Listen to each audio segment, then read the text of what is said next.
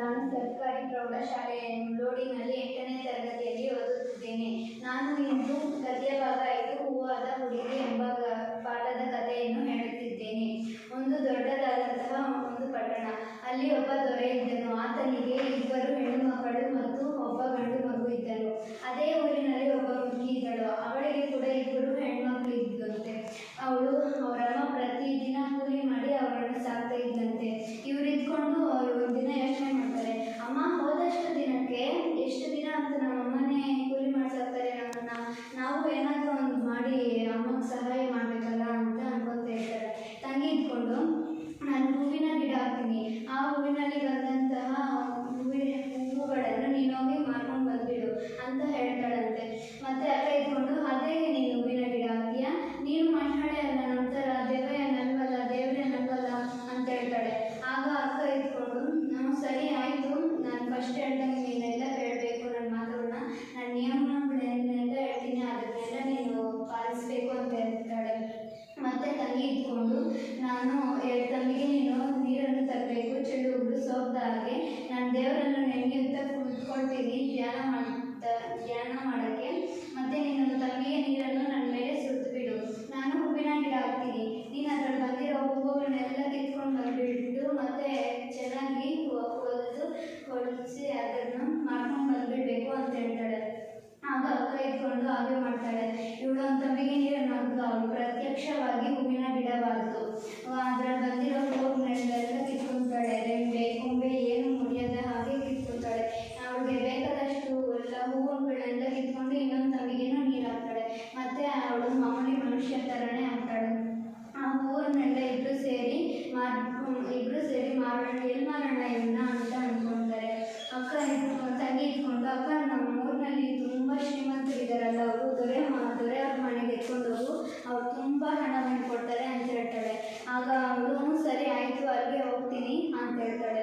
ಇವಳು ಎತ್ಕೊಂಡು ಹೋಗ್ತಾಳೆ ಹೂವನ್ನ, ಹೂ ಬೇಕೆ ನಮ್ಮ ಹೂವು ಅಂತ ಹೋಗ್ತಾರೆ. ಆಗ ಅವಳು ಅವ್ರ ಮನೇಲಿ ದೊರೆ ಮನೆಯಲ್ಲಿ ಅವ್ರ ಅಮ್ಮನೂ ಮತ್ತು ತಂಗಿ ಇಬ್ಬರು ಇರ್ತಾರೆ. ತಂಗಿ ಇಟ್ಕೊಂಡು ಅಮ್ಮ ಇಲ್ಲಿ ನೋಡು ಹೂವು ಬಂದಿದೆ, ನನಗೆ ತುಂಬ ಇಷ್ಟ ಆಗ್ತಿದೆ, ಇದು ನೋಡೋದಕ್ಕೆ ತುಂಬ ಚೆನ್ನಾಗಿದೆ, ಸುವಾಸನೆ ಕೂಡ ತುಂಬ ಚೆನ್ನಾಗಿ ಬರ್ತಾ ಇದೆ ಅಂತ ಹೇಳ್ತಾಳೆ. ತಂಗಿ ಅಮ್ಮ ನಾನು ತಗೊಳಮ್ಮ, ಬೇಕು ನನಗೆ ಇವಾಗ ಬೇಕೇ ಬೇಕಾದು ಹೂವು ಅಂತ ಹೇಳ್ತಾಳೆ. ಆಗ ಅಮ್ಮ ಇಟ್ಕೊಂಡು ಇವಳೇನು ಆಸೆ ಪಡ್ತಾ ಇದ್ದಾಳಲ್ಲ ಅಂತ ತಗೊಡ್ತಾಳಂತೆ. ಆ ಹೂವು ಇವಳು ತಂಗಿ ಅವರಮ್ಮ ಇಟ್ಕೊಂಡು ಎಷ್ಟಮ್ಮ ಹೂವು ಅಂತ ಹೇಳ್ತಾಳೆ. ಇವರು ಎಷ್ಟಾದರೂ ಕೊಡ್ರಮ್ಮ, ನಾವು ಬಡವರು, ನೀವು ಶ್ರೀಮಂತರು, ಎಷ್ಟಾದರೂ ಕೊಡ್ರಿ, ನಮ್ಗೆ ಪರವಾಗಿಲ್ಲ ಅಂತ ಹೇಳ್ತಾಳೆ. ಆಗ ಅವರ ಅಮ್ಮ ಇಟ್ಕೊಂಡು ಒಂದು ಮೊಗೆ ಹಣವನ್ನು ಕೊಡ್ತಾಳೆ. ಪ್ರತಿದಿನ ಇವಳು ಹೀಗೆ ಮಾಡ್ತಾಯಿದ್ದು ಎಲ್ಲ ಸೇರಿ 5 ಮೊಗೆ ಹೂವು ಆಯಿತು. ಮತ್ತು ಪ್ರತಿದಿನ ಮಾಡ್ತಾಯಿದ್ರು. ಹಾಗೆ ಒಂದಿನ ಮಾಡ್ತಾಯಿದ್ರೆ ಅವ್ರ ಮನೆಯಲ್ಲಿದ್ದ ರಾಜ ಮಗ ಗಮನಿಸ್ತಾನೆ, ಇವಳು ಹೂವು ಎಲ್ಲಿಂದ ತರ್ತಾಳೆ, ಇಷ್ಟು ಹೂವು, ಇವೆಲ್ಲ ನೋಡೋದಕ್ಕೆ ತುಂಬ ಚೆನ್ನಾಗಿದೆಯಲ್ಲ ಅಂತ ಅನ್ಕೊತಾ ಇರ್ತಾನೆ. ಅವ್ನಿಗೆ ಅದೇ ಆಸೆ ಇತ್ತು, ಅವಳದೇ ಚಿಂತನೆ ಮಾಡ್ತಾ ಇರ್ತಾನೆ. ಒಂದು ದಿನ ಅವ್ನ ಕೊಠಡಿಯಲ್ಲಿ ಹೋಗ್ಬಿಟ್ಟು ಕುತ್ಕೊಳ್ತಾನೆ. ಇಷ್ಟನ್ನೆಲ್ಲ ಹೂವು ಎಲ್ಲಿಂದ ಬಂದವು ಅದೇ ಯೋಚನೆ ಮಾಡ್ತಾ ಇರ್ತಾನೆ. ಅವರಮ್ಮ ಎಲ್ಲ ಬಂದು ಊಟ ತಿನ್ಬಾ ಅಂದ್ರೂ ಮಾತಾಡಲೇ ಇಲ್ಲ, ಯಾರು ಬಂದರೂ ಮಾತಾಡಲಿಲ್ಲ. ಮತ್ತೆ ಅವ್ರ ಮನೆಯಲ್ಲೇ ಅವ್ರ ಮಂತ್ರಿ ಇರ್ತಾನೆ, ಅವನಿಗೆ ಒಬ್ಬ ಮಗ ಇರ್ತಾನೆ. ಅವ್ನು ಬಂದು ಕೇಳಿದ್ರೆ ನಡೆದ ವಿಷಯವನ್ನೆಲ್ಲ ಹೇಳ್ತಾನೆ. ನಿಮ್ಗೆ ಅವಳು ಇಷ್ಟ ಆಗ್ತಿದ್ದಾಳ ಅಂತ ಹೇಳಿದ್ರೆ ಅಂತ ಹೇಳಿದ್ನು. ಮತ್ತು ಈ ವಿಷಯ ದೊರೆ ಹೇಳ್ದ. ಮತ್ತು ಆ ದೊರೆ ಇಟ್ಕೊಂಡು ಆ ಊರಿನಲ್ಲಿರೋ ಮುದುಕಿನ ಕರೆಸ್ಬಿಟ್ಟು, ನಮ್ಮ ಮಗ ನಿಮ್ಮ ಮಗಳನ್ನ ಇಷ್ಟಪಡ್ತಾ ಇದ್ದಾನೆ ಅಂತ ಹೇಳ್ತಾಳೆ. ಅವ್ಳಿಗೆ ತುಂಬ ಸಂತೋಷವಾಯಿತು. ಯಾಕಂದರೆ ಇವ್ರು ಬಡವರಲ್ಲ, ತುಂಬ ಅವ್ರು ನೋಡಿದ್ರೆ ತುಂಬ ಶ್ರೀಮಂತರಾಗಿರ್ತಾರೆ. ಅದಕ್ಕೆ ಇವ್ರಿಗೆ ತುಂಬ ಇಷ್ಟ ಆಯಿತು, ನಮಗೆ ಇದು ಸಿಕ್ಕಿರೋ ಅದೃಷ್ಟ ಅಂದ್ಕೊಂಡು ಅವ್ರ ಅಮ್ಮಗೂ ಇಷ್ಟ ಆಯಿತು ಮದುವೆ ಮಾಡೋಕ್ಕೆ. ಇಬ್ಬರು ಮದುವೆ ಮಾಡ್ಕೊಂಡ್ರು. ಒಂದಿನ ಇವರಿಬ್ಬರು ಕೊಠಡಿಯಲ್ಲಿ ಉಟ್ಕೊಂಡಿರ್ತಾಳೆ. ಇಬ್ಬರು ಮಾತಾಡಲೇ ಇಲ್ಲ. ನೀನು ಮಾತಾಡಬೇಕು ಅಂತ ಅವಳಿದ್ದು, ಅವಳೇ ಮಾತಾಡಲಿ ಅಂತ ಅವನಿದ್ನು. ಈಗ ಕೊನೆಗೂ ಇಬ್ಬರು ಮಾತಾಡಲೇ ಇಲ್ಲ. ಮತ್ತು ಒಂದು ಸಲ ನಾವು ಬಡವರಲ್ಲ, ಅವ್ರು ಶ್ರೀಮಂತರಲ್ಲ, ನಾನೇ ಮಾತಾಡ್ತೀನಿ ಅಂತ ಇವಳು ಮಾತಾಡೋಕ್ಕೆ ಶುರು ಮಾಡ್ತಾಳೆ. ಆಗ ಇವಳು ಯಾಕೆ ನಾವು ನಿನ್ನ ಮದುವೆ ಹೌದ್ರಿ, ನನ್ನನ್ನು ಮಾತಾಡ್ತಾನೆ ಇಲ್ವಲ್ಲ ಅಂತ ಪ್ರಶ್ನಿಸುತ್ತಾಳೆ ಅವಳು. ಅವನು ಇಟ್ಕೊಂಡು ನೀನು ಹೂವಿನ ಗಿಡ ಹಾಕ್ತೀಯಲ್ಲ ಹಾಗೂ ಅಂತ ಹೇಳ್ತಾಳೆ. ಇವಳು ಮತ್ತೆ ಇಟ್ಕೊಂಡು ಇಲ್ಲ ನಾನೇನು ಹಾಕ್ತೀನಿ, ನಾನು ಮನುಷ್ಯಳೆ ಎಲ್ಲ ಥರ, ದೆವ್ವ ಏನಲ್ಲ ಅಂತ ಹೇಳ್ತಾಳೆ. ಆಗ ಇವಳು ಇಟ್ಕೊಂಡು ಸರಿ ಬಿಡು ನಾನು ಹೇಳ್ತೀನಿ ಅಂತ ಹೇಳ್ತಾಳೆ. ಮತ್ತು ಇವಳು ನಾನು ಹೇಳೋ ನಿಯಮಗಳನ್ನೆಲ್ಲ ನೀನು ಪಾಲಿಸ್ಬೇಕು, ಸರಿಯಾಗಿ ಪಾಲಿಸಲೇಬೇಕು, ಇಲ್ಲ ಅಂದರೆ ಆಗಲ್ಲ, ನಾನು ಸರಿಯಾಗಿ ತೊಂದರೆಗಳಾಗುತ್ತೆ ನನಗೆ ಅಂತ ಹೇಳ್ತಾಳೆ. ಮತ್ತು ಇವಳು ಹೇಳಿದ್ನೆಲ್ಲ ಪಾಲಿಸ್ತಾಳೆ. ಎರಡು ತಂಬಿಗೆ ನೀರನ್ನು ತರ್ತಾಳೆ. ಒಂದು ತಂಬಿಗೆ ಅವಳ ಮೇಲೆ ನೀರನ್ನು ಸುರಿಸ್ಬಿಡ್ತಾಳೆ. ಅವಳು ಪ್ರತ್ಯಕ್ಷವಾಗಿ ಹೂವಿನ ಗಿಡ ಆಗ್ತಾನೆ. ಅವನು ಹೂವನ್ನು ಕಿತ್ಕೊಂಡು ಮತ್ತೆ ಇನ್ನೊಂದು ತಂಬಿಗೆ ನೀರನ್ನು ಅವಳ ಮೇಲೆ ಹಾಕ್ತಾನೆ. ಮತ್ತು ಅವಳು ಪ್ರತ್ಯಕ್ಷವಾಗಿ ನಮ್ಮ ಮನುಷ್ಯ ಥರನೇ ಆಗ್ತಾಳೆ. ಮತ್ತು ನಾವು ಬಂದಿರೋ ಹೂವುಗಳನ್ನೆಲ್ಲ ಅವ್ರ ಮಂಚದ ಮೇಲೆ ಹಾಕ್ಕೊಂಡು ಮಲ್ಕೊತಾರೆ. ಅವನಿಗೆ ಅದೇ ಆಸೆ, ನನ್ನ ಮಂಚದ ಮೇಲೆ ಹಾಕ್ಕೊಂಡು ಮಲ್ಕೋಬೇಕು ಆ ಹೂವುಗಳನ್ನೆಲ್ಲ ಅಂತ ಅನ್ನೋದೇ ತುಂಬ ಆಸೆ ಇತ್ತು. ಮತ್ತು ಒಂದಿನ ಆ ಹೂವನ್ನೆಲ್ಲ ಅವ್ರ ಮನೆ ಹಿಂದೆ ಇತ್ತಲ್ಲ, ಅವ್ರ ಮನೆ ಹಿಂದೆನೇ ಹಾಕ್ತಾಯಿದ್ರು. ಪ್ರತಿದಿನ ಅದೇ ರೀತಿ ಹಾಕಿ ಅದು ಹೂವು ತುಂಬ ದೊಡ್ಡ ರಾಶಿ ಆಗಿಬಿಟ್ಟಿತ್ತು. ಒಂದು ದಿನ ಅವಳ ತಂಗಿ ನೋಡ್ತಾಳೆ, ಇಷ್ಟು ಹೂವು ಎಲ್ಲಿಂದ ಬಂತು, ಅದಕ್ಕೆ ನಾನು ಕೊಡ್ದಿರಾನೆ ಇಷ್ಟು ಹೂವು ಮುಡ್ಕೊಂಡ್ಲ ಅಂತ ಅವಳಿಗೆ ಪ್ರಶ್ನೆ ಬರುತ್ತೆ. ಅವಳು ಇದ್ಕೊಂಡು ಅವ್ರ ಅಮ್ಮನ ಪ್ರಶ್ನಿಸ್ತಾಳೆ, ಅಮ್ಮ ನೋಡಿದ್ವಿ ಎಷ್ಟೊಂದು ಹೂವು ಆಗಿದೆ, ಈ ಹೂವೆಲ್ಲ ಎಲ್ಲಿಂದ ಬಂದು ಇಷ್ಟು ಹೂವು ಅಂತ ಕೇಳ್ತಾಳೆ. ಅವ್ರು ನನಗೂ ಗೊತ್ತಿಲ್ಲ ಅಮ್ಮ, ನಿಮ್ಮ ಅತ್ತಿಗೇನು ಕೇಳೋರು ಅಂತಾಳೆ. ಆಗ ಅವಳು ಕೇಳ್ತಾಳೆ, ಇವಳಿಗೆಲ್ಲ ಗೊತ್ತಾಯ್ತು ಆ ವಿಷಯ, ಇವಳು ಹೂವಿನ ಗಿಡ ಹಾಕ್ತಾಳೆ ಅಂತ. ಮತ್ತು ಮಾರನೇ ದಿನ ಇವಳು ಇದ್ಕೊಂಡು ಅವ್ರ ಅಮ್ಮನ ಕೇಳ್ತಾಳೆ, ಅಮ್ಮ ನಾನು ಅತ್ತಿಗೆ ನನ್ನ ಗೆಳತಿಯರು ಸೂರ್ಯಹಣ್ಣ ತೋಟಕ್ಕೆ ಹೋಗ್ತೀವಿ ಅಂತ ಹೇಳ್ತಾಳೆ. ಅವ್ರ ಅಮ್ಮ ಇಟ್ಕೊಂಡು ನಿಮ್ಮ ಅಣ್ಣನ ಕೇಳೋಗು, ನನ್ನನ್ನೇನು ಕೇಳ್ತೀಯ, ಅವ್ನು ಕೇಳಿದ್ರೆ ಕರ್ಕೊಂಡು ಹೋಗು ಅಂತಾಳೆ. ಇವಳು ಇಟ್ಕೊಂಡು ಅವ್ರ ಅಣ್ಣನ ಕೇಳೋಕ್ಕೆ ಹೋಗ್ತಾಳೆ. ಅವ್ರ ಅಣ್ಣ ಏನಂತಾಳೆ, ಅವ್ರ ಅಣ್ಣನ ಕೇಳಿದ್ರೆ ನನ್ನನ್ನೇನು ಕೇಳ್ತೀಯಮ್ಮ, ದೊಡ್ಡವ್ರು ಇದ್ದಾರಲ್ಲ ಮನೆಯಲ್ಲಿ ಅವ್ರನ್ನ ಕೇಳು ಅಂತ ಹೇಳ್ತಾಳೆ.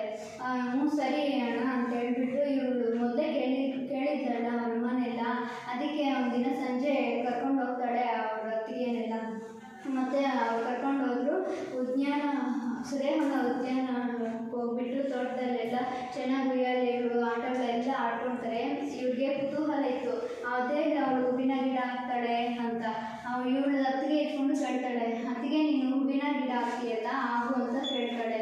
ಆಗ ಇವಳು ನಾನೇ ಹಾಕ್ತೀನಿ, ನಾನೇನು ಕೇಳ್ತೀನಿ, ನಾನು ಮನುಷ್ಯಳೆ ಅಲ್ಲ, ನಿಮ್ಮ ಥರ ದೆವ್ವ ಏನಾರ ಅಲ್ಲ ಅಂತ ಕೇಳ್ತಾಳೆ. ಇವಳು ಇಟ್ಕೊಂಡು ನನಗೆಲ್ಲ ಗೊತ್ತು, ನೀನು ಹೂವಿನ ಗಿಡ ಹಾಕ್ತೀಯಾ ಆಗು ಅಂತ ಹೇಳ್ತಾಳೆ. ಹ್ಞೂ ಸರಿ ಆಯಿತು ಹಾಕ್ತೀನಿ ಅಂತ ಹೇಳ್ತಾಳೆ. ಆದರೆ ನೀವು ನಾನು ಹೇಳೋ ನಿಯಮಗಳನ್ನೆಲ್ಲ ಸರಿಯಾಗಿ ಪಾಲಿಸ್ಬೇಕು, ಇಲ್ಲಾಂದರೆ ನನಗೆ ತುಂಬ ತೊಂದರೆಗಳಾಗುತ್ತೆ ಅಂತ ಹೇಳ್ತಾಳೆ. ಮತ್ತು ಇವಳು ನೀವು ಒಂದು ತಂಬಿಗೆ ನೀರನ್ನು ತರಬೇಕು, 2 ತಂಬಿಗೆ ತಂದುಬಿಟ್ಟು ಒಂದು ತಂಬಿಗೆ ನನ್ನ ಮೇಲೆ ಹಾಕಬೇಕು, ಆಗ ನಾನು ಹೂವಿನ ಗಿಡ ಹಾಕ್ತೀನಿ. ನೀನು ರೆಂಬೆ ಕೊಂಬೆ ಮಗುಗಳು ಎಲ್ಲ ಸರಿಯಾಗಿ ಕಿತ್ಕೋಬೇಕು, ಅದನ್ನೆಲ್ಲ ಮುರಿದಾಕಿದ್ರೆ ಮತ್ತೆ ನನಗೆ ತುಂಬ ತೊಂದರೆ ಆಗುತ್ತೆ ಅಂತ ಹೇಳ್ತಾಳೆ. ಹ್ಞೂ ಸರಿ ಅಂತ ಹೇಳ್ಬಿಟ್ಟು ಇವರು ಒಂದು ತಂಬಿಗೆ 2 ತಂಬಿಗೆ ತಂದಿದ್ರಲ್ಲ, ಆ ಒಂದು ತಂಬಿಗೆಯನ್ನು ಒಂದು ತಂಬಿಗೆ ನೀರು ಅವಳ ಮೇಲೆ ಹಾಕ್ತಾಳೆ. ಅವಳು ಹೂವಿನ ಗಿಡ ಹಾಕ್ತಾಳೆ. ಹೂಗಳನ್ನೆಲ್ಲ ಕಿತ್ಕೊತಾರೆ. ಮತ್ತು ಇವರು ಕಿತ್ಕೊಂಡು ರೆಂಬೆಗಳು ಕೊಂಬೆಗಳು ಎಲ್ಲ ಮುರಿದು ಬಿಡ್ತಾರೆ. ಮತ್ತು ಅವಳು ಇನ್ನೊಂದು ತಂಬಿಗೆ ಹಾಕುವಾಗ ಅರ್ಧಂಬರ್ಧ ನೀರು ಹಾಕಿಬಿಡ್ತಾಳೆ. ಅದಕ್ಕೆ ಅವಳು ಮಳೆ ಶುರುವಾಗಿರುತ್ತೆ, ಅದೇ ಸಮಯದಲ್ಲಿ ಇವಳು ಅರ್ಧಂಬರ್ಧ ನೀರು ತಂಬಿಗೆಯನ್ನು ಹಾಕಿದ್ರು. ಮತ್ತು ಅವಳು ನೋಡೋಕ್ಕೆ ಮತ್ತೆ ಜಾಸ್ತಿ ಮಳೆ ಬಂತು. ಆ ಮಳೆ ನೀರಿನಲ್ಲಿ ಇವಳು ಕೊಚ್ಕೊಂಡು ಹೊರಟೋಗ್ಬಿಟ್ಟಿದ್ದು. ಅವಳು ದೊಡ್ಡ ಮೋರಿ ಇತ್ತು, ಆ ಮೋರಿಯಲ್ಲಿ ಬಿದ್ದೋಗ್ಬಿಟ್ಟಿದ್ದು. ಇವಳಿಗೆ ಆಟ ಮೋಟ್ಕೈ ಮೋಟ್ಕಾಲು ದೇಹ ಎಲ್ಲ ತುಂಬ ಗಾಯಗಳಾಗೋಗ್ಬಿಟ್ಟಿತ್ತು. ಅದಕ್ಕೆ ಒಂದು ಮೋರಿಯಲ್ಲಿ ಬಿಟ್ಟಿರ್ತಾಳೆ. ಆ ರಾತ್ರಿ ಎಲ್ಲ ತುಂಬ ಅಳ್ಕೊಂಡೇ ಇರ್ತಾ ಇತ್ತು. ಮತ್ತು ಯಾರು ಬೆಳಿಗ್ಗೆ ಒಂದು ಗಂಡಿಯಲ್ಲಿ ಬರ್ತಾಳೆ, ಯಾರು ಅಳ್ತಾ ಇದ್ದಾರಲ್ಲ ಅಂತ ನೋಡಿದ್ರೆ ಅವಳು ತುಂಬ ಜೋರಾಗಿ ಅಳ್ತಾ ಇದ್ಲು. ಆ ಶಬ್ದ ಕೇಳಿಸ್ಕೊಂಡು ಆ ಎತ್ತಿನಗಂಡಿಯವನು ಹೋಗ್ತಾನೆ. ಯಾರಿದು ಅಂತ ನೋಡಿದ್ರೆ ಇವಳು ನೋಡೋದಕ್ಕೆ ನಮ್ಮೂರಲ್ಲಿರೋ ರಾಣಿ ಅವರು ಸೊಸೆ ಥರನೇ ಇದ್ದಾಳಲ್ಲ ನೋಡೋಕ್ಕೆ ಅಂತ ಅವಳನ್ನ ಎತ್ಕೊಂಡು ಹೋಗ್ಬಿಟ್ಟು ಆ ಊರಿನಲ್ಲೇ ಒಂದು ದೊಡ್ಡದಾದಂಥ ದೇವಾಲಯ ಇರುತ್ತೆ. ಅದು ತುಂಬ ಹಳೇದಾಗಿರುತ್ತೆ. ಹಳೇದಾಗಿರೋ ದೇವಸ್ಥಾನದ ಮುಂದೆ ಒಂದು ಬಂಡೆ ಇರುತ್ತೆ. ಆ ಬಂಡೆ ಮೇಲೆ ಇವಳನ್ನ ಹಾಕ್ಬಿಟ್ಟು ಹೊರಟೋಗಿರ್ತಾನೆ. ಮತ್ತು ರಾಣಿಯ ಸೇವಕಿಯವರು ನೀರಿಗೆ ಅಂತಲೇ ಬಂದಿರ್ತಾರೆ. ಇವ್ರು ಬಂದಿದ್ರೆ ಅವಳು ನೋಡ್ತಾಳೆ, ಯಾರು ಇವಳು ನೋಡೋದಕ್ಕೆ ನಮ್ಮ ರಾಣಿ ಸೊಸೆ ಥರನೇ ಕಾಣಿಸ್ತಾ ಇದ್ದಾಳಲ್ಲ, ಇವಳೇ ಗೆಲ್ಲಿ ಬಂದು ಅಂತ ಈ ವಿಷಯವನ್ನೆಲ್ಲ ರಾಣಿಗೆ ತಿಳಿಸ್ತಾಳೆ. ತಿಳಿಸ್ಮೇಲೆ ನನ್ನ ಸೊಸೆನ ಅವಳೇ ಇಲ್ಲಿ ಬಂದಿರ್ತಾಳೆ ಬಿಡು ಅಂತ ಹೇಳ್ತಾಳೆ. ಮತ್ತು ಇವರು ಇವಳು ಕೇಳ್ತಾರೆ, ಸರಿ ಕರ್ಕೊಂಡು ಬಂದರೆ ಆದರೆ ಅವಳಿಗೆ ಆಹಾರ ಎಲ್ಲ ನೀವೇ ತಿನ್ನಿಸ್ಬೇಕು ಅಂತ ಹೇಳ್ತಾಳೆ. ಹ್ಞೂ ಸರಿ ಬಿಟ್ಟರೆ ನಾವೇ ಮಾಡ್ತೀವಿ ಅಂತ ಹೇಳ್ತಾಳೆ. ಇವರು ಅರಮನೆಗೆ ಕರ್ಕೊಬಂದು ಅವಳಿಗೆ ಸ್ನಾನ ಎಲ್ಲ ಮಾಡಿಸಿ ಗಾಯಗಳಿಗೆಲ್ಲ ಔಷಧಿಗಳನ್ನು ಹಾಕಿ ಊಟ ಮಾಡಿ ಎಲ್ಲ ಕೊಡ್ತಾರೆ ಇವಳಿಗೆ. ಈ ವಿಷಯ ಗಂಡಕ್ಕೆ ತಿಳಿತು. ಅವನು ಗಡ್ಡ ಮೀಸೆ ಎಲ್ಲ ಬೆಳೆಸ್ಬಿಟ್ಟು ಸನ್ಯಾಸ ರೀತಿಯಲ್ಲಿ ಆಗೋಗ್ಬಿಟ್ಟಿರ್ತಾನೆ. ತುಂಬ ದೇಶಾಂತರ ಸುತ್ತಬಿಟ್ಟಿರ್ತಾನೆ. ಇವನಿಗೆ ಅವಳದೇ ಚಿಂತೆ, ಎಲ್ಲಿದ್ದಾಳೆ ಅಂತ ಪ್ರತಿದಿನ ಅವಳದೇ ಚಿಂತೆ ಮಾಡಿಕೊಂಡು ಸನ್ಯಾಸ ಆಗ್ಬಿಟ್ಟಿರ್ತಾನೆ. ಇವನು ಕೂಡ ಅವ್ರ ಅಕ್ಕ ಇರ್ತಾರಲ್ಲ ಅದೇ ಊರಿಗೆ ಬಂದುಬಿಟ್ಟು ಅಲ್ಲೇ ಕುತ್ಕೊಂಡಿರ್ತಾನೆ. ಅವನು ಅಷ್ಟೇ ಯಾರು ನೋಡಿಬಿಟ್ಟು ನಿನ್ನ ತಮ್ಮ ಥರನೇ ಇದ್ದಾನೆ ಅಂತ ರಾಣಿಗೆ ಹೇಳ್ತಾರೆ. ಇವು ಕರ್ಕೊಬರೋಕೆ ಅಂತಾರೆ. ಇವಳು ಅವರು ಅತ್ತಿಗೆ ಇದ್ಲಲ್ಲ, ಅವಳು ಮಾತ್ರ ಬೇಗ ಹೋಗಿ ಕರ್ಕೊಬರೋಗೆ ಅಂತ ಹೇಳಿಲ್ಲ. ಇವಳು ತಮ್ಮನ ಮಾತ್ರ ಬೇಗ ಹೋಗಿ ಕರ್ಕೊಬರೋಗೆ ಅಂತ ಹೇಳಿದ್ದು. ಮತ್ತು ಇವಳು ಎತ್ಕೊಂಡು ಅವನ್ನ ಕರ್ಕೊಂಡ್ಬಂದರು. ಅವ್ರ ಅಕ್ಕ ಮಾತಾಡಿಸಿದ್ರು ಇವಳು ಮಾತಾಡಲೇ ಇಲ್ಲ. ಇವನಿಗೆ ಅವಳದೇ ಚಿಂತೆ, ಎಲ್ಲಿದ್ದಾಳೋ ಇವಳು, ಹೇಗಿದ್ದಾಳೋ ಅಂತ. ಇವಳು ಎಷ್ಟು ಮಾತಾಡಿಸಿದ್ರು, ಊಟ ಕೂಡ ಕೊಟ್ಟರು ಊಟನೂ ತಿನ್ನಲಿಲ್ಲ ಇವಳು. ಅವನು ತಿನ್ನಲೇ ಇಲ್ಲ. ಮತ್ತು ಅವಳಿದ್ದಲ್ಲ ಅದೇ ಕೊಠಡಿಯಲ್ಲೇ ಅವನು ಹಾಕ್ತಾರೆ. ಅವಳಿಗೆ ಗುರ್ಸಿದ್ನು, ಇವನು ಯಾರಪ್ಪ, ನನ್ನ ಗಂಡನೇ ಥರನೇ ಇದ್ದಾನಲ್ಲ ಇವ್ನು ನೋಡೋದಕ್ಕೆ ಅಂತ ಅವನು ಹೇಳಿದ್ಲು. ಅವಳು ಇಬ್ಬರು ಒಂದೇ ಕೊಠಡಿಯಲ್ಲೇ ಇದ್ರಲ್ಲ. ಆಗ ಒಂದಿನ ಒಂದು ಸಲ ಅವಳ ಪಾದ ಇರುತ್ತಲ್ಲ, ಕಾಲನ್ನ ಎಸ್ತಾ ಇರ್ತಾಳೆ. ಆ ಕಣ್ಣೀರು ಅವನ ಪಾದದ ಮೇಲೆ ಬಿತ್ತು. ಯಾರು ಇವಳು ನೋಡೋದಕ್ಕೆ ಹೀಗಿದ್ದಾಳೆ, ಇವಳು ನನ್ನ ಹೆಂಡ್ತಿನೇ ಇರಬೇಕು, ನನ್ನ ಹೆಂಡ್ತಿನೇ ಇವಳು ಅಂತ ಇಬ್ಬರಿಗೂ ಗೊತ್ತಾಯ್ತಲ್ಲ. ಅವನು ತುಂಬ ಸಂತೋಷಪಟ್ಟು ಊಟ ಎಲ್ಲ ಮಾಡ್ತಾರೆ. ಈ ವಿಷಯ ರಾಣಿ ಅವ್ರಿಗೆಲ್ಲರಿಗೂ ಗೊತ್ತಾಯಿತು. ತುಂಬ ಸಂತೋಷ, ನಮಗೆ ಎಲ್ಲ ಸರಿಯಾಗಿ ಇದೆ ಅಂತ ಹೇಳ್ತಾರೆ. ಆಗ ಮತ್ತೆ ಇವ್ರು ನಿಂತ್ಕೊಂಡು ಅವ್ರ ರಾಣಿಯವರು ಇವ್ರ ಬಟ್ಟೆಗಳು ಎಲ್ಲ ಕೊಟ್ಟು ಊಟ ಮಾಡಿ ಒಂದು 2-3 ವಾರ ಇಲ್ಲೇ ಇದ್ರಂತೆ.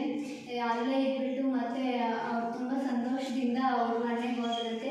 ಅಲ್ಲಿ ತುಂಬ ಸಂತೋಷದಿಂದ ಜೀವನವನ್ನು ನಡೆಸ್ತಾರೆ. ಧನ್ಯವಾದಗಳು.